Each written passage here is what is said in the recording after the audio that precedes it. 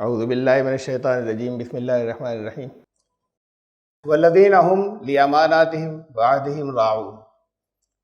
سورہ مومنون، سورہ المومنون کی آیت نمبر 8 سے درس آج کا شروع ہے، لیکن کیونکہ ایک سلسلہ چل رہا ہے شروع سے، تو سیاق و سباق کے لیے میں بہت تیزی کے ساتھ میں خلاصے پر سے گزروں گا، بالکل شروع سے۔ قد افلح المؤمنون، فلاح کہتے ہیں محنت کے نتیجے میں جو پھل ملتا ہے اسے، تو وہ ایمان لانے والوں کو ان کی محنت کا پھل مل گیا، کامیابی اسے کہتے ہیں یہ فلاح۔ کون سے ایمان لانے والے؟ ان کی کچھ صفات یہاں گنائی ہیں۔ الذین هم فی صلاتہم خاشعون، یہاں نماز کا ذکر نہیں ہے، میں نے بہت تفصیل سے سمجھایا تھا پچھلی مرتبہ، نماز کا ذکر آگے آ رہا ہے۔ یہاں پورے نظام کو کہا ہے، دین کے نظام کو، کہ اس میں وہ عاجزی اختیار کرتے ہیں، اس میں کبریائی یا اہنکار سے بچتے ہیں۔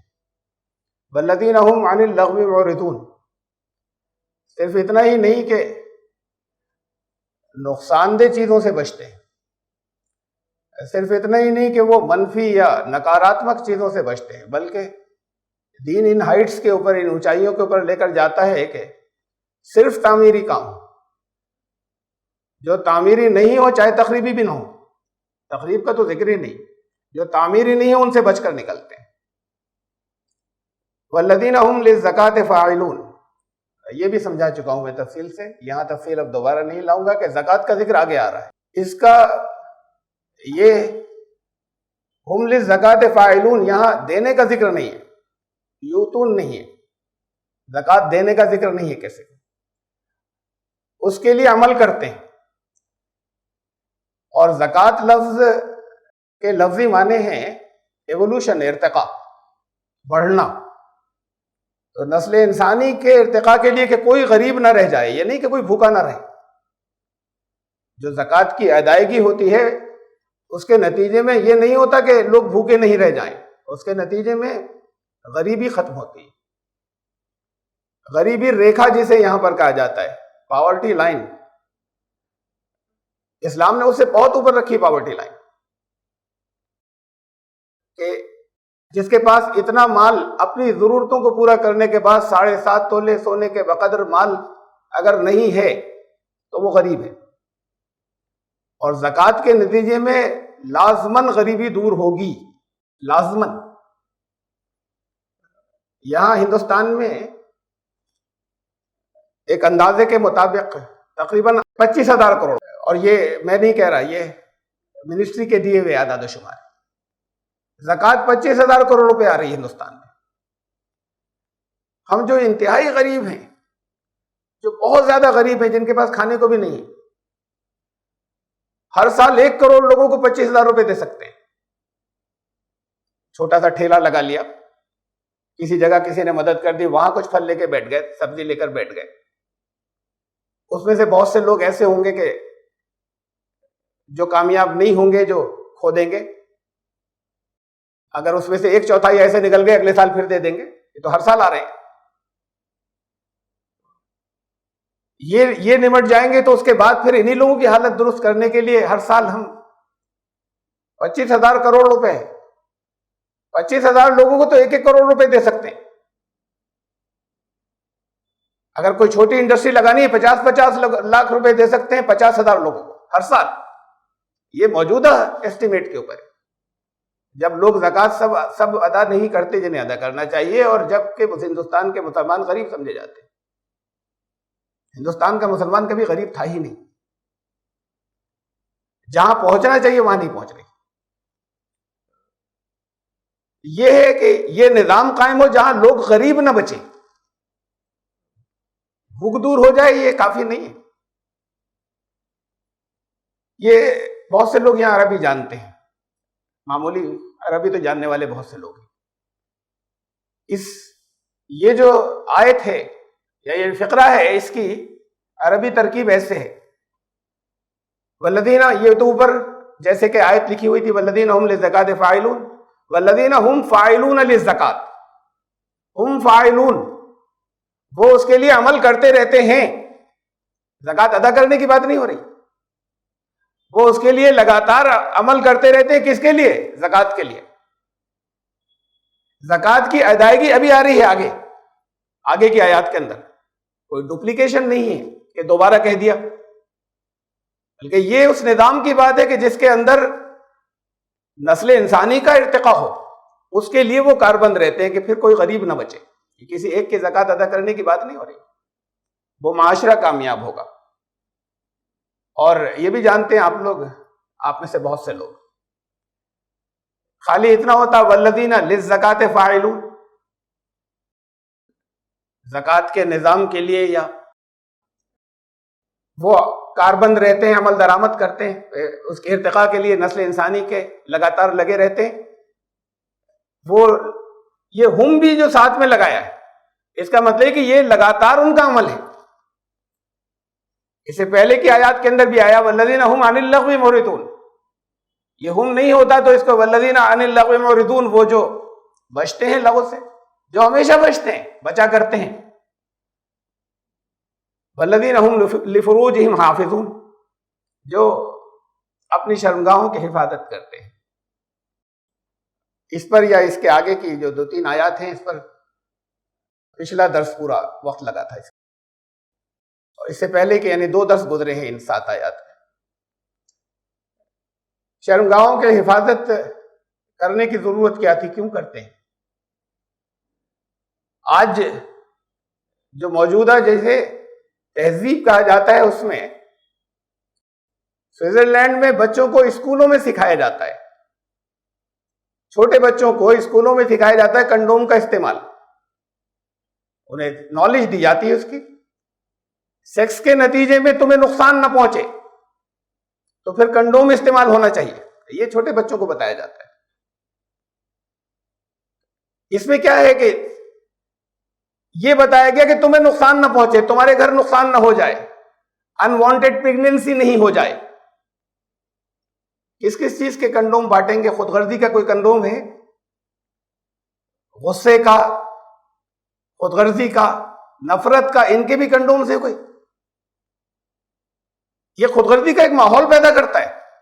میری تمنا، میری خواہش جیسے بھی ہو وہ پوری ہو جائے، تو پھر بچے اسی خود غرضی کے ماحول میں تب بڑے ہو رہے ہیں. وہ بچے اپنے ماں باپ کو اب وہاں بھی ایڈمٹ نہیں کرتے جو اولڈ ایج ہوم ہے. یہ ہمارے ملک میں یہاں ہندوستان کے اندر ہونے لگا کہ کار سے جا رہے ہیں کسی دور کے، انہوں نے بڑے میاں کو اتارا، کار سے روانہ ہو گئی آگے، کہ اب ان کی گنجائش گھر میں نہیں تھی.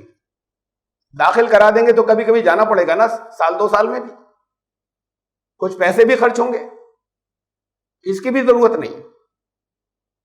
وہ اگر دوسرے کوئی ان کو کسی جگہ پر کسی خیراتی ادارے میں اگر داخل کرا بھی دیں تو انہیں معلوم ہے کہ اب گھر سے کچھ نہیں ملنا ہے، وہ تو جو راستے میں چھوڑ گیا وہ گھر سے کیا دے گا، وہ شکل دیکھنے بھی نہیں آئے گا. اس خود غرضی کے ماحول میں بڑے ہوتے ہیں. یہ فیڈ کیا جا رہا ہے کہ تمہاری ضرورتیں پوری ہو جائیں، تمہیں نقصان نہ پہنچے. انسان کے بارے میں جو اب ہماری اس وقت کی جو ماڈرن نالج ہے، یہ تصور یہ دیتی ہے کہ مین از اے سوشل اینیمل.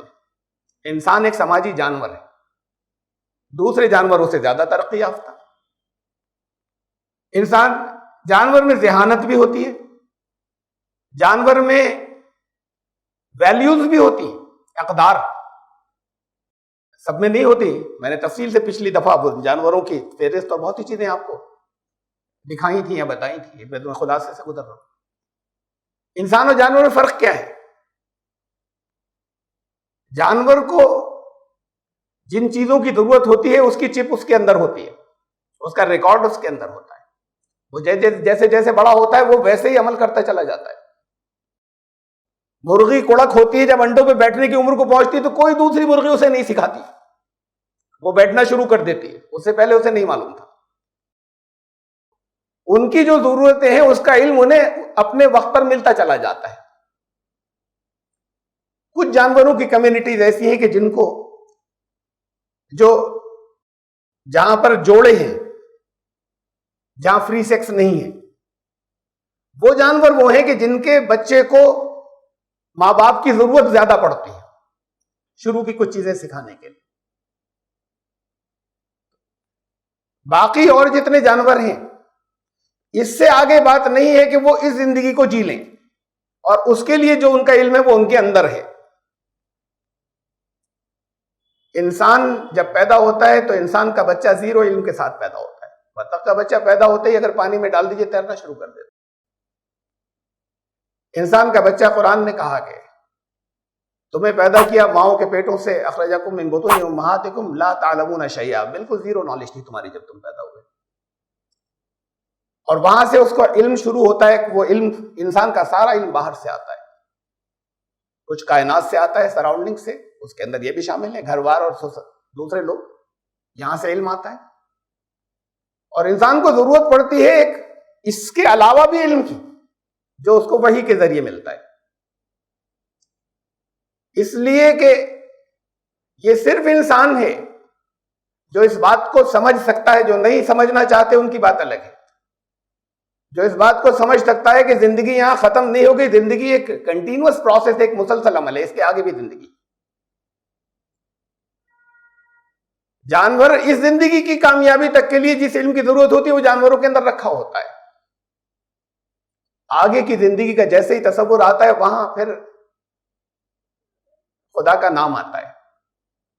جب آئندہ زندگی کا تصور آتا ہے کسی پیدا کرنے والے کا، تو گاڈ کانشیسنیس ہوتی ہے، اس کے اندر معرفت الہی کی استعداد ہوتی ہے، اس کی معرفت حاصل کرنے کی. انسان میں، یہ جانور میں نہیں ہوتی کہ کوئی ہے جس نے ہمیں یہاں بھیجا ہے، کسی مقصد سے بھیجا ہے اور زندگی آگے بھی ہے. یہ فرق ہے انسان اور جانور. تو پھر جو علم دیتا ہے، جو وحی کے ذریعے آتا ہے، وہاں سے یہ معلوم ہوتا ہے کہ صحت مند معاشرہ کیسے بنے گا. انسان تو اپنے لیے رولز، قانون مرتب کرتا رہا ہے اور اس کے اندر سنشودھن، امینڈمنٹس کرتا چلا گیا ہے، اور آج تک ہمیشہ اس کے جتنے قانون ہیں کبھی یہ فائنل نہیں کر سکا کہ اب بالکل پرفیکٹ مکمل قانون بن گئے. تو یہ خود غرضی کا معاشرہ ہے کہ جہاں پر وہ جس کے ساتھ میں چاہے اپنی خواہش پوری کر لے. انسان اکیلا نہیں آیا، معاشرے کے اندر ہے، اور اس کے ساتھ میں ہے کہ اس کو آگے کی کامیابی کی ضرورت ہے، اس سے آگے جانے کی. تو صرف جنسی خواہش ہی نہیں بلکہ اور بہت سی چیزوں کے اوپر اپنے آپ کو کنٹرول کرنا، سیلف کنٹرول، وہ خود غرضی کے اوپر ہے. اندر ہوتی ہے، رکھی جاتی ہے، رکھی گئی ہے. انسان ہی اکیلی ایسی مخلوق ہے، جنات بھی یہ ایسی مخلوقات ہیں کہ جنہیں اختیار اور ارادہ دیا گیا. ان کو جو باہر سے علم دیا گیا، جو ان کو باہر سے علم دیا گیا، اس میں انسان کے اندر یہ چیز رکھی گئی کہ وہ چاہے تو اس علم سے فائدہ اٹھائے اور چاہے تو نہ اٹھائے. یہ اختیار دیا گیا. یہ فیکلٹی جانوروں میں نہیں ہوتی. تو پھر وہ علم جو باہر سے آئے، اگر اس کی رہنمائی نہیں ہوگی تو قرآن کہتا ہے فلاح نہیں ملے گی. اور اس میں ایک بہت اہم حصہ ہے، اور میں نے بہت تفصیل سے پچھلی بار رکھی تھی یہ بات، اس وقت تو میں مختصر گزر رہا ہوں، کہ جسے فطری شرم کہتے ہیں. یہ کہاں سے آئی اور کب سے شروع ہوئی؟ اس میں بڑی بحثیں ہوئی ہیں. پتھر کے زمانے سے ہوئی شروع، اور کیوں شروع ہوئی، اور انسان نے کپڑے پہننا کیوں شروع کیے؟ پہلے کبھی ننگا رہتا تھا؟ انسان کبھی ننگا نہیں رہتا تھا. قبائلی جو ہیں وہ جہاں پہ رہتے وہ بھی ننگے نہیں رہتے، کچھ نہیں تو ایک خالی لنگوٹ باندھ لیتے. بہت اتفاق سے کہیں کسی سوسائٹی، کسی قبائلی اس کے اندر یہ چیز ہوگی، وہ بھی کسی کرپشن کے نتیجے میں ہوگی جو پہنچی ہوگی کہ جہاں وہ ننگے رہتے. اس لیے کہ انسان کو جو اس نے صرف ضرورتاً لباس پہننا شروع نہیں کیا کہ اپنے آپ کو جھاڑ جھنکاڑ سے بچائے یا اپنے آپ کو سردی گرمی سے بچائے، صرف ضرورتاً پیدا نہیں کیا، ضرورتاً شروع نہیں کیا. انسان کی شرم و حیا شروع ہوئی وہاں سے. اس کو سبق دے کر بھیجا گیا تھا، یہ ٹریننگ دے کر بھیجی گئی تھی. جب وہ حضرت آدم کو جنت میں روکا تھا، وہاں پر یہ تربیت دے کر بھیجی گئی تھی. یہ بہت تفصیل سے گزرا ہے، میں اس پر دوبارہ نہیں جا رہا.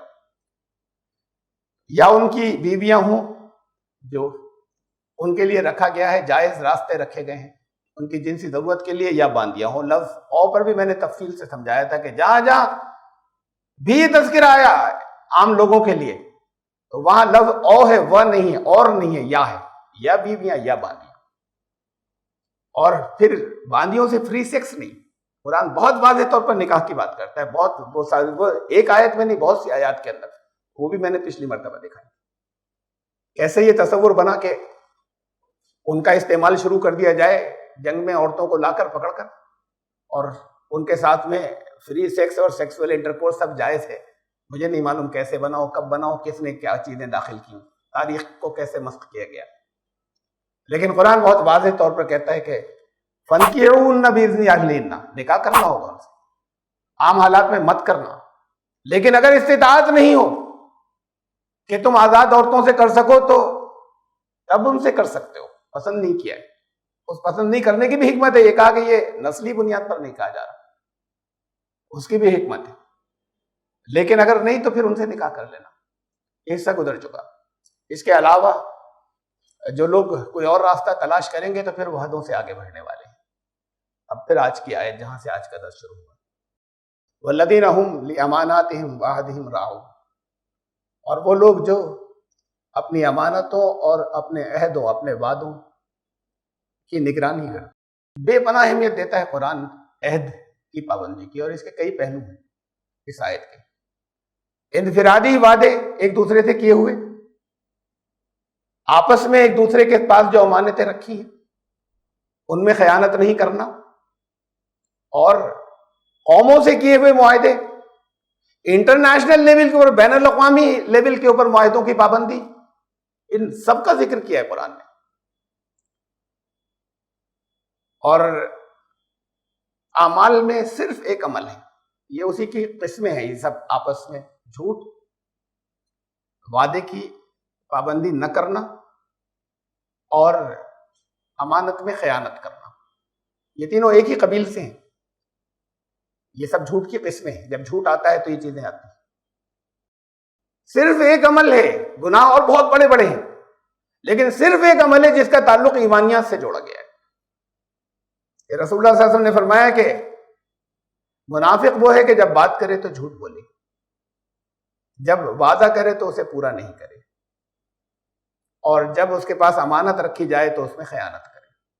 اور جس میں یہ چیز جتنی زیادہ ہوگی اتنا ایمان کم ہوگا، منافقت اتنی زیادہ ہوگی، نفاق اتنا زیادہ ہوگا جتنا، اور جتنا یہ خرابیاں اس کے اندر نہیں ہوں گی اتنا ہی ایمان زیادہ ہوگا. یہ ایک ہی عمل ہے، اعمال کے اندر یہ واحد عمل ہے جس کا تعلق ایمان سے ہے. دین حق ہے، حق اسے حق سچ کو نہیں کہتے، حق ستیہ کو نہیں کہتے، سچائی کو نہیں کہتے حق. ایک دور کی سچائی کسی دوسرے دور کی سچائی نہیں ہوتی. کسی ایک ماحول کا سچ ہو سکتا ہے کسی دوسرے ماحول کا سچ نہ ہو. حق وہ ہے جو ہمیشہ سچ ہوگا، ہمیشہ ہر ماحول کے اندر سچ ہوگا، وہ حق ہے. یہ دین الحق کی بات ہو رہی ہے، یہاں جھوٹ کی کوئی گنجائش نہیں ہے. ہمارے یہاں ایک گروپ نے مسلمانوں کے مصلحتاً جھوٹ کو دین میں داخل کر لیا کہ مصلحتاً جھوٹ بولا جا سکتا ہے. اب بعض اوقات تو اسے کہتے ہیں اجر و ثواب کی بات ہے.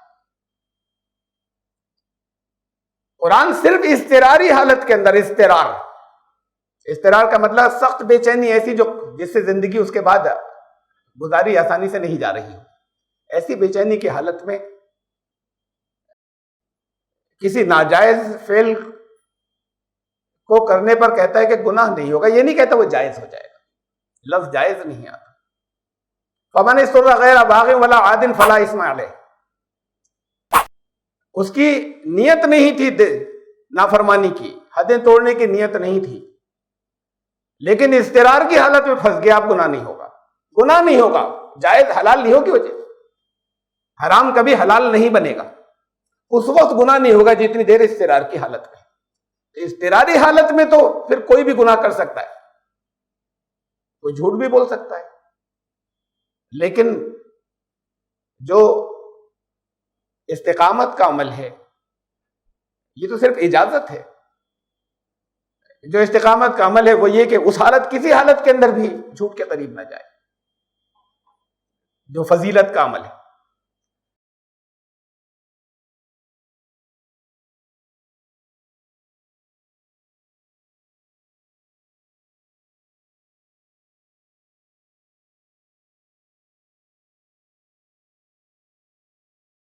والذین هم لاماناتہم وعہدہم راعون، جو اپنی امانتوں اور عہدوں کی نگرانی کرتے ہیں، وعدوں کی۔ چند جگہ میں چند مقامات آپ کو میں دکھاتا ہوں، بہت سی جگہوں پر قرآن نے یعنی وعدے کی پابندی کا کتنا ذکر کیا ہے۔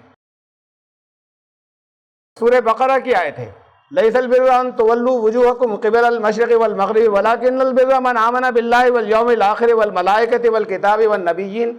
یہاں تک تو ایمانیات کی باتیں کی کہ یہ کسی خاص طرف منہ کر لینا، یہ خالی مناسک یا منہج جسے کہتے ہیں، یہ نیکیاں نہیں ہے صرف، تو پورا ایک سسٹم ہے، پورا نظام ہے، یہ بے روح نمازیں نیکیاں نہیں ہیں چاہے، بلکہ نیکی تو یہ ہے کہ پہلے تو ایمانیات گنائی کہ اللہ اور یوم آخر کے اوپر ایمان، فرشتوں پر ایمان، کتابوں پر ایمان، انبیاء پر، فرمایا وَآتَ الْمَالَ عَلَىٰ حُبِّهِ ذَوِي الْقُرْبَىٰ وَالْيَتَامَىٰ وَالْمَسَاكِينَ وَابْنَ السَّبِيلِ وَالسَّائِلِينَ وَفِي الرِّقَابِ۔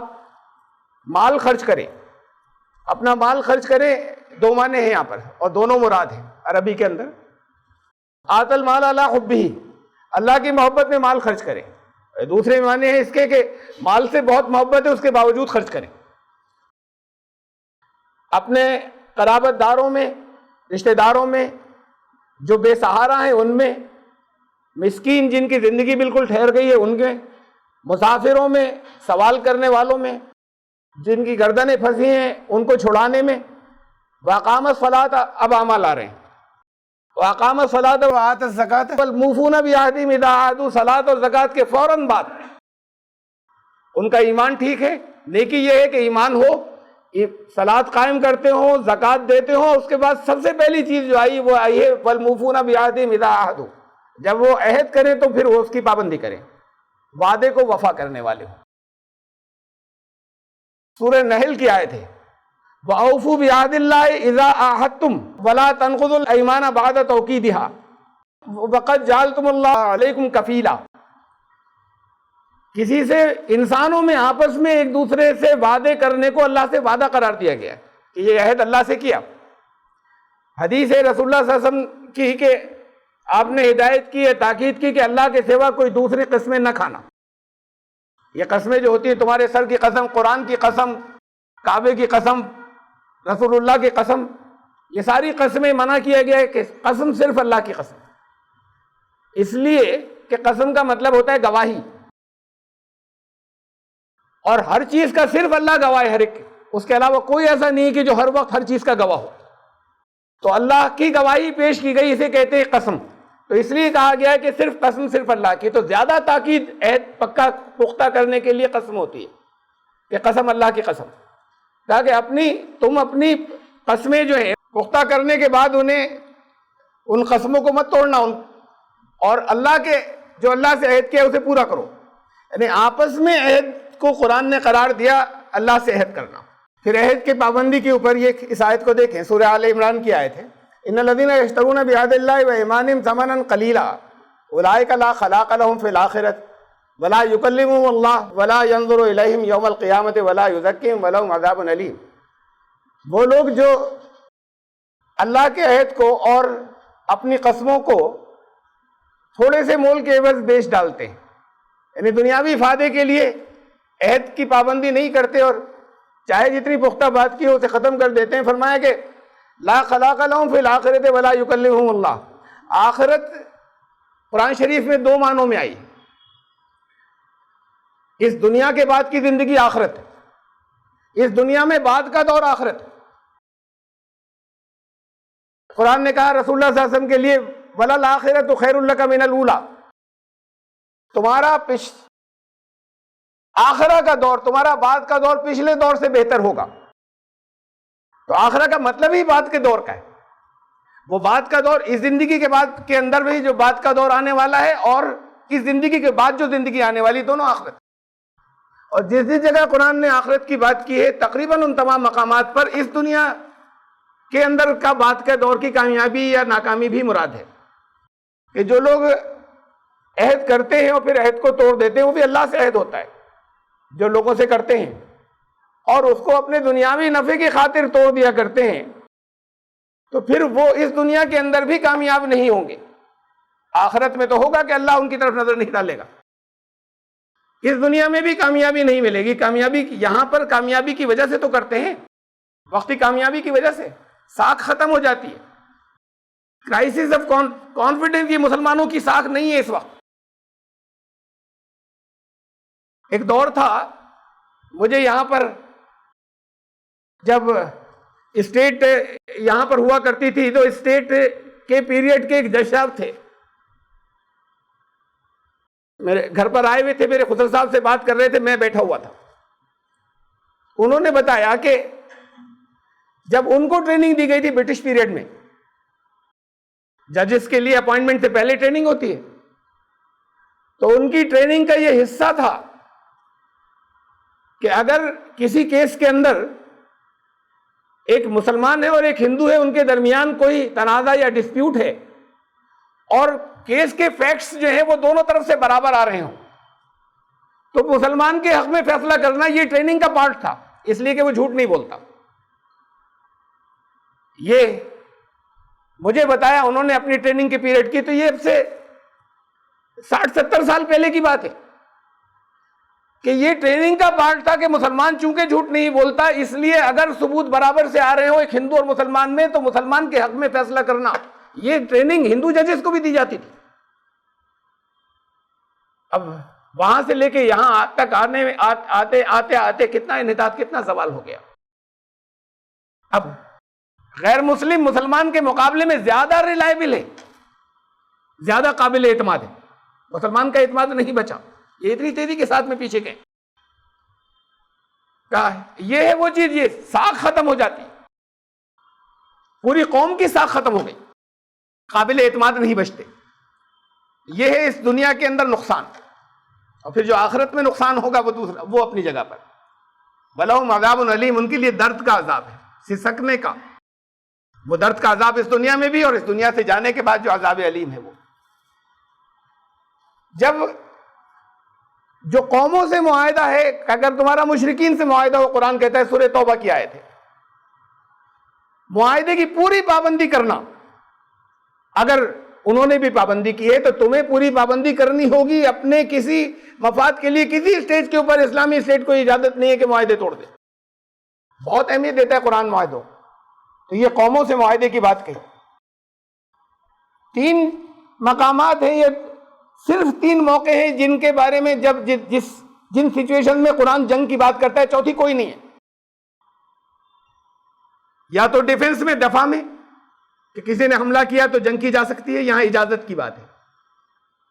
ایک اقدامی جنگ بھی ہے, آفنس, وہاں حکم ہے کہ اگر کوئی کسی قوم پر ظلم ہو رہا ہے تو تمہیں کیا ہو گیا ہے کہ اللہ کے راستے میں تم جنگ نہیں کرتے اور جانے کے بعد ظلم سے نہیں چھڑاتے, چاہے وہ قوم مسلمان ہو چاہے نہ ہو. ظلم کو روکنے کے لیے تم اللہ کے راستے میں نکلتے کیوں نہیں؟ یہاں حکم ہے. اگر وہاں پر سب لوگ کچلے جا رہے ہیں, مرد عورت اور بچے, کہا کہ تمہیں کیا ہو گیا کہ اللہ کے راستے میں لڑتے نہیں جا کر. اور ایک تیسری سچویشن ہے کہ جب کسی قوم سے معاہدہ ہو اور عہد شکنی, معاہدہ, بریچ آف ایگریمنٹ ان کی طرف سے ہو, تو پھر جیسی بھی سچویشن ہو, اگر جنگ کی جا سکتی ہے تو جنگ کرو. یہ اتنی زیادہ اس بات کی پابندی, اس عہد کو اتنی اہمیت دی گئی کہ اگر انہوں نے معاہدے توڑے, ایگریمنٹ توڑے, تو تم جنگ کرو ان سے. اپنی طرف سے تمہارے کبھی ایسا نہیں ہو کہ بریچ آف ایگریمنٹ ہو یا کوئی سندھی تم توڑ دو, سوائے ان لوگوں کے, ان سے جنگ مت کرنا. عاہدتم من مشرکین میں سے جن سے تمہارے ایگریمنٹ سے, ثم لم ينقصوکم شیئا, انہوں نے ذرا سا بھی اس کے اندر اس معاہدے میں نقص نہیں رکھا, کوئی کمی نہیں کی اپنے معاہدے کے اندر. وَلَمْ يُظَاهِرُوا عَلَيْكُمْ عَهْدًا فَأَتِمُّوا إِلَيْهِمْ عَهْدَهُمْ إِلَى مُدَّتِهِمْ, تو پھر اگر ان کی طرف سے کوئی معاہدہ شکنی نہیں ہوئی ہے تو تمہیں جو جتنے عرصے کا معاہدہ ہے اتنے عرصے تمہیں پوری پابندی کرنی ہوگی. یہ حکم ہے. اور اس سے آگے انٹرنیشنل لا, مختلف ملکوں کے درمیان میں, یہ بہت آخری درجے کی بات ہے. یونائٹڈ نیشنز نے کیا قانون دیے ہیں جو اسلام نے دیے تھے 1400 سال پہلے, بین الاقوامی ایک ساکھ قائم کرنے کے یا آپس میں اگر ایگریمنٹس ہیں تو ان کی پابندی کرنے کے. سورہ انفال کی آیت ہے, آخر کے حصے میں کہا والذین آمنوا, میں نے درمیان سے لی ہے آیت, والذین آمنوا ولم یہاجروا, ایمان تو لائے لیکن ہجرت کر کے تمہارے پاس نہیں آئے, کسی اور ملک میں رہتے ہیں مسلمان, اسلامی اسٹیٹ کے اندر نہیں آ رہے ہجرت کر کے، اب جو بھی ان کی مجبوریاں ہوں، لیکن اگر ہجرت کر کے نہیں آ گئے تمہارے پاس وہاں سے چھوڑ کر، ما لکم من ولایتہم من شیء، تمہارے اوپر کوئی ذمہ داری ان لوگوں کی نہیں ہے کہ تم ان کے ساتھ بڑا بننے کا سلوک کرو، ان کے ساتھ میں کوئی دوستی کا، کوئی ذمہ داری تمہارے اوپر ان لوگوں کی نہیں ہے. یہاں آ جاتے حتیٰ یہاجروا، جب تک وہ تمہارے پاس نہیں آ جائیں ہجرت کر کے. اب اس کے آگے کی بات دیکھیے، وَإِنِ اسْتَنْصَرُوكُمْ فِي الدِّينِ فَعَلَيْكُمُ النَّصْرُ، دین کے معاملے میں تم سے، دینی مسائل کے معاملے میں تمہاری مدد اگر چاہتے ہو، وہاں اپنے اندر رہتے ہوئے دین کے معاملے میں مدد چاہتے ہو تو تمہاری ذمہ داری مدد کرنا. یہ بھی نہیں اگر اس قوم سے کوئی معاہدہ ہے تو دینی معاملات میں بھی مدد نہیں کر سکتے. یہ تو غلط بات ہے، کہ یہ تو بہت دور کی بات ہے کہ سیاسی مدد کرو. سیاسی مدد تم نہیں کر سکتے دوسرے ملک کے مسلمانوں کی، وہاں سے وہ ہجرت کر کے آ جائیں تمہارے پاس. یہ نقص امن پوری دنیا کے اندر امن و امان قائم رکھنے کے لیے اس درجے کی تک کی تاکید کی ہے کہ یہ ایگریمنٹس ہیں. اگر اس قوم سے تمہارا کوئی ایگریمنٹ ہے اور معاہدہ ہے تو دینی معاملات میں بھی دخل اندازی نہیں کرو گے، ان کی مدد نہیں کرو. سیاسی معاملات میں تو کر سکتے ہی نہیں، دینی معاملات میں بھی نہیں. اس درجے تک عہد کی پابندی کی بات ہے قرآن. اسے بہت اونچا لیول دیا ہے. اگر حق نہ ہو اور سچ نہ ہو تو پھر کسی کے رسول ہونے کا، جو رسول آئے، جو نبی آئے، ان کا اعتماد کیا؟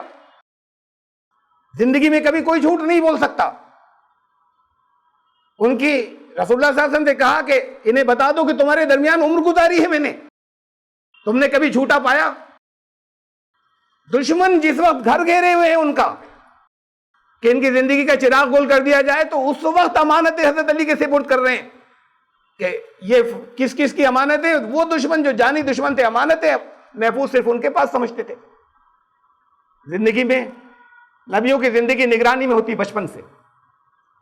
تو کوئی اچھی کوالٹی ایسی نہیں ہوگی، کوئی اچھی صفت ایسی ممکن ہی نہیں جو نہیں تھی ان میں. لیکن ٹائٹلز کیا ملے؟ مشہور کس ناموں سے ہوئے؟ الصادق، سچے، الامین، امانت دار. یعنی یہ سب سے نمایاں صفت تھی نبی کی. ہر نبی کی بات یہی ہے. اگر یہ تو اعتماد ختم ہو جائے گا زندگی میں، ایک معاملے میں اگر جھوٹ بول سکتا ہے تو پھر کسی اور معاملے میں بول سکتا ہے. حضرت ابراہیم نے کبھی جھوٹ نہیں بولے. یہ چیزیں داخل کر دی گئی کہ جس نے بھی کی غلط کی ہوں گی، اس لیے کہ اللہ کو معلوم ہے اگر کہ یہ الزام لگے گا تو پھر یہ کہہ دیا ساتھ میں، کسی اور نبی کے لیے نہیں کہا انہ کان صدیقا نبیا. جو پچھلی چیزیں غلط ہوتی تھی قرآن ان کی تصحیح کرتا تھا کہ یہ غلط ہے. حضرت نوح پہ یہ الزام جھوٹا ہے کہ انہوں نے نشہ کیا اور انہوں نے نشہ کر کے استغفر اللہ، یہ سب بائبل کے اندر ہے یہ چیزیں نبیوں کے ساتھ میں. انہوں نے حضرت لوط علیہ السلام کے لیے نعوذ باللہ اپنی لڑکی کے ساتھ میں زنا کیا. انہوں نے، قرآن نے ان سارے الزامات کو دھویا کہ انبیاء کی زندگی پاکیزہ زندگی ہوتی ہے. اہل بائبل ایک جھوٹ کا الزام لگاتے ہیں، اہل اسلام 3 جھوٹوں کا، کہ انہوں نے 3 جھوٹ بولے تھے. اور پھر کیا کیا چیزیں آتی ہیں کہ ہر وہ شخص جسے کہیں ولی سمجھتے ہیں وہ تو شفاعت کرے گا، یہ نہیں کر سکیں گے، کہہ دیں گے میں نے جھوٹ بولے تھے 3 بار. تو قرآن پچھلی ان چیزوں کو بھی پاک کرتا ہے، ہٹاتا ہے کہ جو داخل ہو گئی ہے، جو غلط تھی وہ شامل کر لی گئی ہے. قرآن نے آئندہ آنے والی غلطیوں کی بھی پیش بندی کی ہے. صرف حضرت ابراہیم علیہ السلام کے ساتھ میں یہ بات کہی انہ کان صدیقا نبیا، سچے نبی تھے، جھوٹ کا تصور مت کرنا. اس موضوع پر بہت تفصیل سے الگ گزرا ہے کہ جن چیزوں کو جھوٹ کہا جاتا ہے قطعاً اس کے اندر سے کوئی چیز جھوٹ نہیں کہی گئی تھی. بہرحال سچ اور جھوٹ کا تعلق ہے. نبی سچا ہوتا ہے، دین سچا ہے، دین حق ہے. اور اہل ایمان سے کہا گیا کہ ایمان جاتا رہے گا، منافقت بڑھتی چلی جائے گی اگر جھوٹ آیا. جھوٹ کے ساتھ وعدہ خلافی ہوتی ہے، جھوٹ کے ساتھ امانت میں خیانت ہوتی ہے. یہ تینوں چیزیں جو ہے ایک دوسرے سے انٹر لنکڈ ہیں، جڑی ہوئی ہیں. اور پھر یہ تو عہد تھا. اب ہم آگے انٹرنیشنل قانون تک، قوموں تک. اللہ سے عہد، ایک تو اسے تعبیر کیا تھا اللہ سے عہد کے کہ آپس میں اگر کسی سے عہد کیا ہے تو یہ بھی اللہ سے عہد ہے. قرآن نے ایک اور عہد کا ذکر کیا، وہ بھی اس عہد کے مصداق میں شامل ہوگا کہ اپنے عہدوں کی نگرانی کرتے ہیں. ایک عہد آپ نے اللہ سے ڈائریکٹ کیا ہے. پہلے امانت کی بات دیکھ لیجیے. لفظ امانت کا بھی ابھی عہدوں کی بات ہے. ان اللہ یامرکم ان تؤدوا الامانات الی اہلھا، اللہ تمہیں حکم دیتا ہے کہ ان کی امانتیں جو حقدار ہوں ان کو پہنچا دینا. لوٹا دینا. وَإِذَا حَكَمْتُم بَيْنَ النَّاسِ أَن تَحْكُمُوا بِالْعَدْلِ، جب ان کے درمیان فیصلے کرنا تو انصاف کے ساتھ میں کرنا. وَلَا تَقْرَبُوا مَالَ الْيَتِيمِ إِلَّا بِالَّتِي هِيَ أَحْسَنُ، احسن طریقے سے، جو صحیح اور جائز طریقہ ہے، جسے سب سمجھتے ہیں کہ ہاں یہی صحیح طریقہ ہے، اس کے علاوہ یتیم کے مال کے قریب بھی مت جانا. وَأَوْفُوا بِالْعَهْدِ، یہ اس وقت تک جب تک وہ اپنی بلوغت کی عمر کو نہ پہنچ جائے. لیکن قرآن بولے بلوغت کی عمر کی بات بھی کرتا ہے. اس آیت سے ایک بات الگ سے ثابت ہوتی ہے. بلوغت کی عمر وہ ہے کہ جب وہ اس کے اندر اتنی سمجھ بوجھ پیدا ہو جائے، کسی یتیم کے اندر، بے سہارا کے اندر اتنی سمجھ بوجھ پیدا ہو جائے کہ وہ اپنے مال، اس کے مال کو دوسرے ہضم نہیں کر جائیں گے، اپنے مال کو وہ صحیح طریقے سے مینج کر سکتا ہے، وہ ہے بالغ ہونے کی عمر.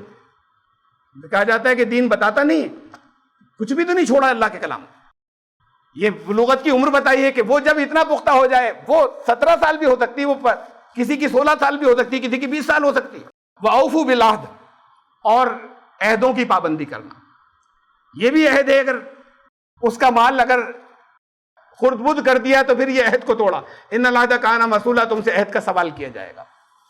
اور اس کے بعد پھر اللہ سے عہد کی بات آئی. یہ بہت اہم حصہ ہے. سورہ احزاب کی آیت ہے، اور بہت کثرت سے ایسا ہوا ہے کہ اس کے معنی کے اندر، اس کے معنی جیسے سمجھے گئے ہیں، جو کچھ سمجھا گیا ہے اس میں سوالات باقی رہ جاتے ہیں تشنا، جس کے جوابات نہیں آتے. عہد اور امانت دو کی بات تھی نا، اب یہ ایک امانت اللہ نے دی ہے. اِنَّا عَرَضْنَا الْأَمَانَةَ عَلَى السَّمَاوَاتِ وَالْأَرْضِ وَالْجِبَالِ فَأَبَيْنَ أَن يَحْمِلْنَهَا وَأَشْفَقْنَ مِنْهَا وَحَمَلَهَا الْإِنسَانُ إِنَّهُ كَانَ ظَلُومًا جَهُولًا. ہم نے امانت کو پیش کیا آسمانوں پر، زمین پر، پہاڑ پر، ان کے سامنے، تو وہ ڈر گئے، انکار کر دیا، اس کو اٹھانے سے انکار کر دیا، ڈر گئے اس سے. انسان نے بڑھ کر اٹھا لیا اسے. یہ بڑا ظالم و بڑا جاہل نکلا. اگر سب نے انکار کر دیا تو پھر جس نے بڑھ کر اٹھایا اس کی پیٹھ تھپ تھپانی چاہیے تھی نا، کہ بڑا ظالم و بڑا جاہل نکلا. ابھی یہ سوال جو اس کے بھی، جس طریقے کے بھی جواب دینے کی کوشش کی گئی ہے، تشفی نہیں ہوتی پوری. پھر اللہ نے انسان کو بھیجنے سے پہلے کہا تھا انی جاعل فی الارض خلیفہ. ابھی زمین پر نہیں آیا تھا، ابھی تخلیق نہیں کیا تھا، ابھی پیدا نہیں کیا تھا. مجھے زمین کے لیے خلیفہ بنانا ہے. میں ایک بات اور یہاں پر کہہ دوں، وضاحت کر دوں. خلیفہ کا مطلب نائب نہیں ہے.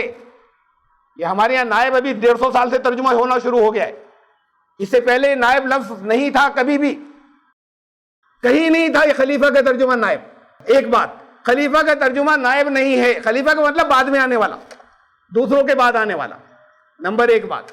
نمبر دو بات یہ کہ انسان اللہ کا خلیفہ نہیں ہو سکتا. دعائیں سکھائیں، حدیث کے اندر دعائیں ہیں. سب مسافر کی دعا، مسافر سے کہا کہ جب گھر سے نکلنا تو پھر دعا کرنا کہ بل خلیفۃ فی اہلی، اور اے اللہ ہمارے گھر میں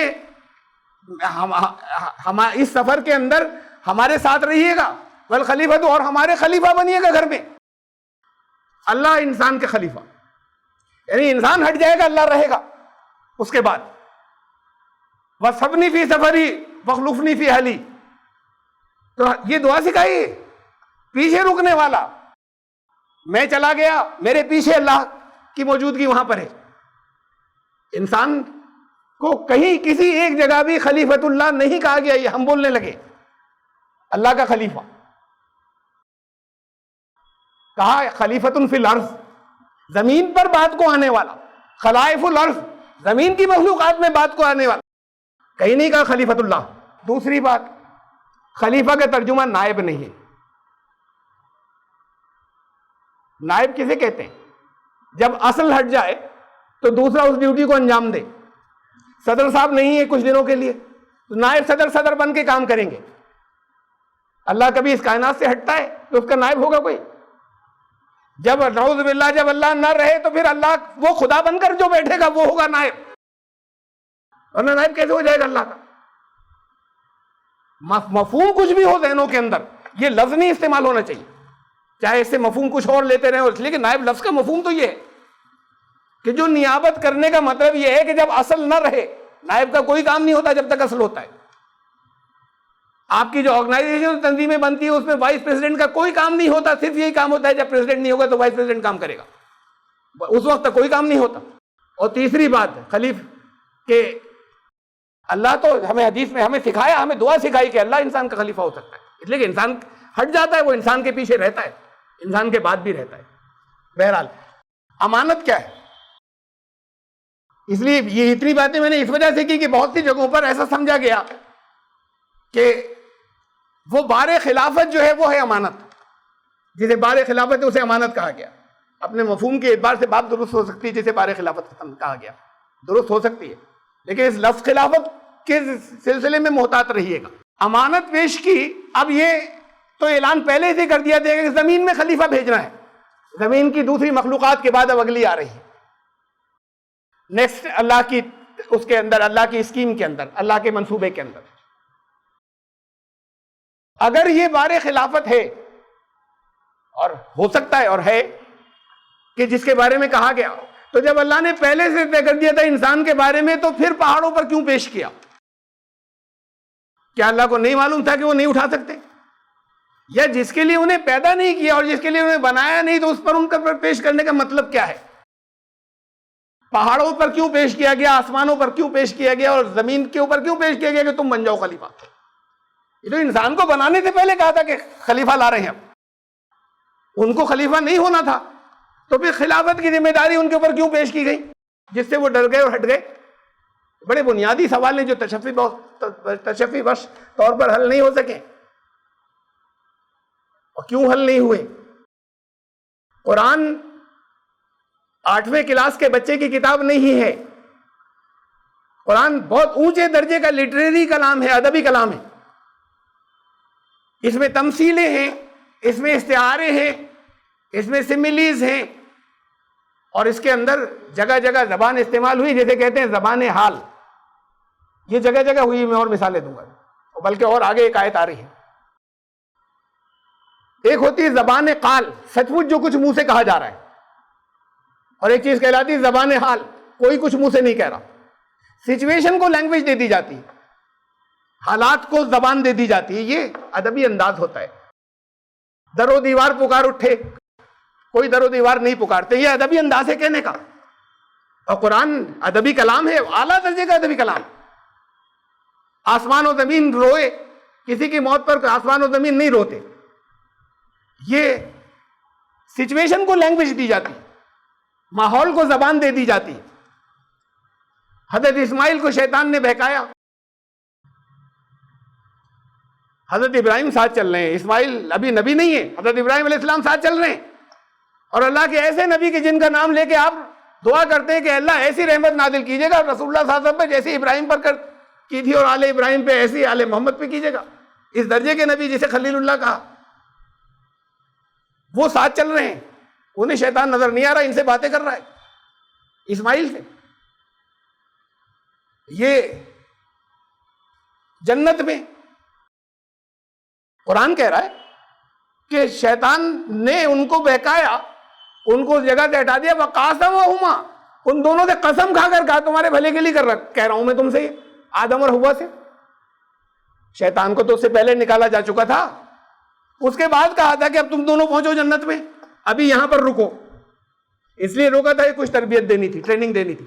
بھیجنا تو زمین پر تھا, پہلے سے طے تھا, کسی سزا کے طور پر نہیں آئے. یہ عیسائیوں کی کہانی سزا کے طور پر آئے, معافی کے بعد سزا نہیں ہوتی.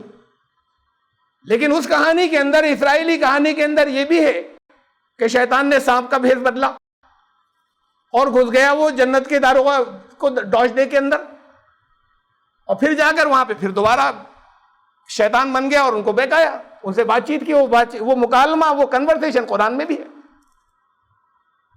یہ نہ اسرائیلی دیومالا ہے اور نہ ہندوؤں کی دیومالا ہے. جہاں سے اللہ نے نکال دیا وہاں بھیس بدل کر کوئی نہیں گھس سکتا. اللہ نے نکالا تھا, یہ بھیس بدل کر کسی کو ڈوج دے کے گھس جائے گا وہاں پر, تو وہاں نہیں پہنچائے, پہنچ سکتا بھی نہیں تھا. پھر کیسے بہکایا؟ اور قرآن مکالمہ دے رہا ہے, ان کا کنورسیشن. قسم کھا کر کہا ان سے کہ میں تمہارے بھلے کے لیے کہہ رہا ہوں, تم لوگوں کے بھلے کے لیے کہہ رہا ہوں, تمہیں ہمیشہ کی زندگی مل جائے گی. تم فرشتوں کی طرح ہو جاؤ گے، تمہیں زمین پر نہیں جانا پڑے گا، اس لیے یہ تو پہلے سے معلوم تھا کہ زمین پر جانا ہے، نہیں جانا پڑے گا، یہ اگر کر لو گے تو قسم کیسے کھائی تھی، بات کیسے کی تھی، وہاں نہیں پہنچا تھا۔ یہ ادبی کلام ہے، شیطان وسوسوں کے راستے سے آتا ہے۔ قرآن نے کہا شیطان تمہیں وہاں سے بہکاتا ہے جہاں تم نہیں دیکھتے اسے، اس کو قریب آ کر بات کرنے کی ضرورت نہیں پڑتی کہ حضرت اسماعیل علیہ السلام سے بات کرے گا، حضرت آدم حوا سے بات کرے گا۔ من شر الوسواس الخناس، ہم پڑھنا چاہتے ہیں اس کے وسوسوں سے، یہ تھاٹس، اس لیے کہ اس کی مادی، اس کی میٹیریل باڈی نہیں ہے، مادی جسم نہیں ہے، اس کی باڈی ہے، اس کا جسم جو ہے وہ انرجی سے بنا ہے، مادے سے نہیں بنا، ورنہ ہمیں نظر آتا۔ تو وہ اپنی ویوز، اپنی لہریں، وہ اثر انداز ہو سکتا ہے دور سے، اس کی اس نے اجازت چاہی تھی کہ میں کر سکوں، اور اجازت مل گئی تھی، تو اس نے وسوسے ڈالے، ان کے ذہن کے خیالات یہ ہے شیطان کی وجہ سے، لیکن ان کے اپنے ذہن میں یہ خیالات پیدا ہو رہے ہیں، جسے کہا شیطان نے بہکایا اور قسم کھائی۔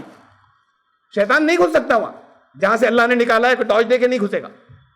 یہ زبان حال ہے، سچ مچ نہیں وہاں کھڑا ہو کر باتیں کر رہا ہے، یہ ان کے اپنے ذہن کے وسوسے، اسے زبان حال کہتے ہیں۔ یہاں پر سمجھیے اب اس آیت کے اندر امانت کسے کہتے ہیں، پہلے اسے سمجھیے۔ امانت کیا ہے؟ امانت وہ چیز ہوتی ہے کہ جو اپنی نہیں تھی، کسی دوسرے کی تھی ہمارے پاس، اور اس کو لوٹانی ہے، اس کا حساب بھی دینا ہے۔ اگر اس نے کچھ خرچ کی اجازت دے دی تھی تو حساب بھی دینا ہے کہ یہ اتنا ایسے ایسے خرچ ہوا تھا، یہ واپس باقی آپ کو۔ خرچ کی اجازت نہیں دی تھی تو بالکل ویسا کہ ویسا واپس دینا ہے، حساب کے ساتھ۔ اسے امانت کہتے ہیں۔ اللہ نے انسان کو کیا دیا ہے جو اس کو واپس لینا ہے؟ اختیار، اور اس دنیا کے اندر جو کچھ دیا ہے، انسان کو جو کچھ دیا وہ اختیار اور ارادہ دیا، کہ چاہو تو عمل کرنا اور چاہو تو مت کرنا، اختیار دیا۔ یہ جانوروں کو، یہ دوسری مخلوقات کو نہیں دیا گیا۔ اس اختیار کا حساب دینا ہے۔ یہاں پر جو کچھ بھی ذمہ داری تھی اس زمین پر کرنا تھا، اس کے سلسلے میں اختیار دیا تھا، اور اس کا حساب دینا ہے۔ یہ امانت ہے، یہ ذمہ داری۔ اسے چاہے بار خلافت کہیں، زمین پر خلیفہ تو بنائے کہ اللہ کا خلیفہ نہیں۔ تو یہ اختیار و ارادے کے ساتھ میں عمل وہ کرتا ہے یا نہیں کرتا ہے، اس کا حساب دینا ہے، یہ امانت ہے۔ اس کو جب انہیں اختیار و ارادہ نہیں دیا، پہاڑوں کو اور آسمانوں کو اور زمین کو، تو پھر ان پر پیش کرنے کا کوئی مطلب ہی نہیں ہے۔ یہ زبان حال ہے۔ زبان حال کا مطلب اس سچویشن کو لینگویج دی گئی ہے کہ چونکہ انسان کے اندر یہ دو صفات رکھی تھی، یہ اللہ نے رکھی تھی، ظلومن جہولا، ظلم کہتے ہیں کسی چیز کو اس کے اصل مقام سے ہٹا کر رکھ دینا، صحیح جگہ پر نہ رہے، وہاں سے ہٹا دیا، اسے ظلم کہتے ہیں عربی کے اندر یا قرآن کی زبان میں۔ اور جہل کہتے ہیں جہالت، یا تو علم نہ ہو، اسے جہالت کہتے ہیں، اس کے، یا جہالت اسے کہتے ہیں کہ کسی چیز کے پیچھے پڑ جائے انجام کو سوچے بغیر، یہ انجام کی پرواہ کیے بغیر پیچھے پڑ جائے، یہ بھی جہالت کہلاتی ہے۔ یہ ڈکشنری میں نہیں ہے، امام راغب نے جو مختلف معنی دیے اس میں ہی شامل ہے۔ یہ مبالغے کے صیغے ہیں دونوں، ظلم بہت زیادہ، بہت ظالم، بہت جاہل۔ انسان میں یہ صفات، یہ چیزیں رکھی گئی ہیں، کوالٹیز، دونوں کوالٹیز انسان میں رکھی اللہ نے، تبھی تو امتحان تھا۔ جانور کا امتحان کس لیے نہیں ہے کہ وہاں اس کے اندر یہ چیزیں نہیں ہیں، اس کے اندر تو انسٹنکٹس ہیں جو اس کے اندر رکھ دیا گیا، وہ ویسے کرتا ہے، اس سے الگ نہیں کرتا۔ انسان کے اندر یہ چیز رکھی گئی، چاہے تو حدیں توڑے، مقام سے نبی کو عام انسانوں کے مقام پر گرا دے، نبی کو اللہ کے مقام پر پہنچا دے، یہ ظلم ہے۔ دوسرے لوگوں کے ساتھ، جس کے ساتھ میں جو کچھ کرنا ہو وہ نہ کرے، یہ ظلم ہے۔ اور پھر جہل یہ ہے کہ اس کے پیچھے پڑ جائے کہ اگر آ گئی تو پھر انجام کی پرواہ بغیر مجھے تو کرنا ہے۔ یہ دونوں چیزیں انسان کے اندر رکھی گئی ہیں، اور جس کے اندر یہ چیزیں رکھی گئی اسی کو اختیار و ارادہ دیا جا سکتا ہے۔ میرے پاس یہاں ایک ٹیپ ریکارڈر رکھا ہو، میں اس میں ٹیپ کروں اپنا نام لے کر، تاریخ، you are great, you are great, you are great, اب میں سن رہا ہوں، خوش ہو رہا ہوں، میری تعریف ہو رہی ہے۔ میری تعریف نہیں ہو رہی، وہاں اختیار و ارادہ نہیں۔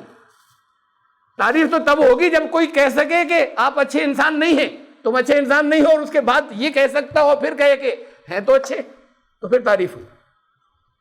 تو یہ ٹیپ ریکارڈر ہے, فرشتے ٹیپ ریکارڈر ہیں, اختیار نہیں ہے وہاں پر. یہ جانور جو ہیں ان کے اندر ان کی اسٹکس رکھ دی گئی, ان کی چپس ان کے اپنے اندر ہے, وہاں اختیار اور ارادہ نہیں ہے, یہاں ہے انسان کے اندر.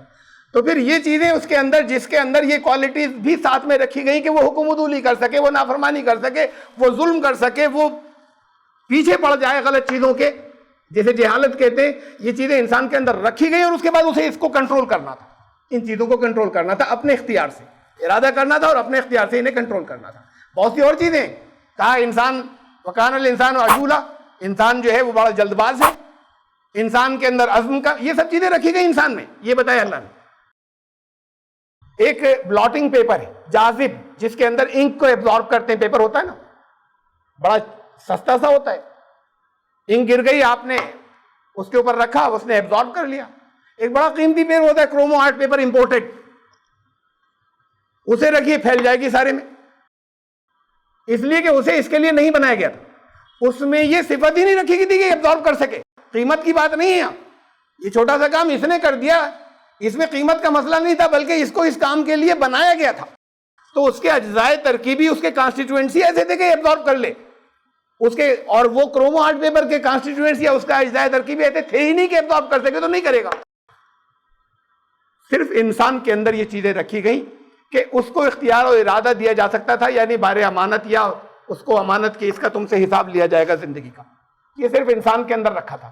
اس کے اندر تو یہ زبان حال ہے جو یہاں پر کہی گئی کہ چونکہ انسان کے اندر یہ چیزیں رکھی گئی تھی کہ جگہوں چیز کو صحیح, کسی کو بھی صحیح مقام سے ہٹا دے, کسی کو اونچا کر دے, کسی کو گرا دے, جگہ بدل دے صحیح مناسب موقع کے اعتبار سے, اور اس کے پیچھے پڑ جائے جہالت کے ساتھ میں.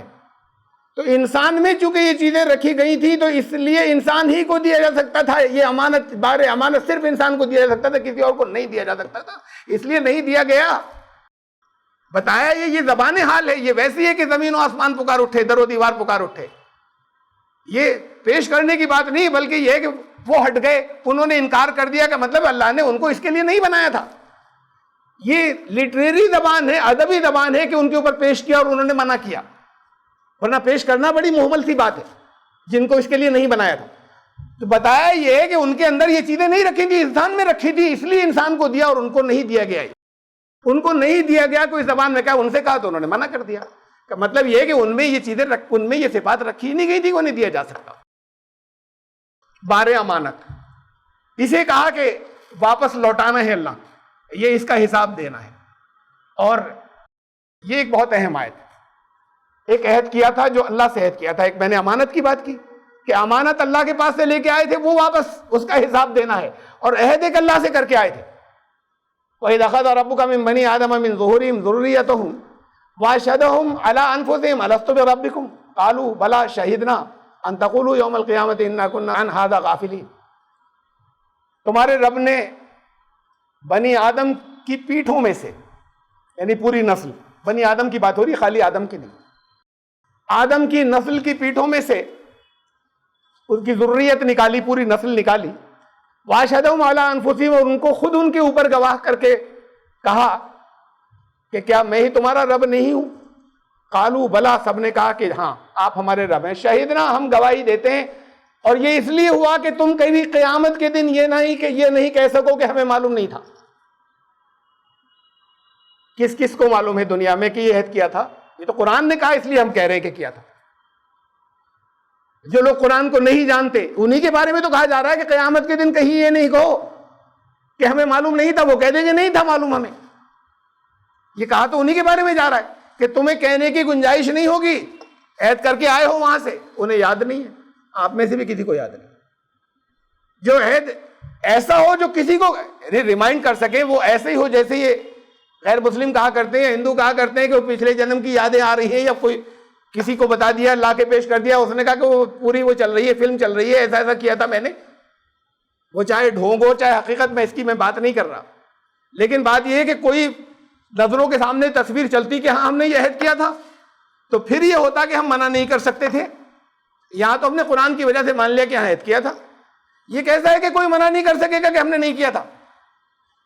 اور یہ دلیل کے طور پہ رکھا جا رہا ہے, حجت کے طور پہ رکھا جا رہا ہے کہ تاکہ تم پھر یہ نہیں کہہ سکو تم نے کیا تھا سب نے عہد, اب یہ نہیں کہہ سکو کہ ہمیں معلوم نہیں تھا کہ آپ ہی ہمارے رب ہیں.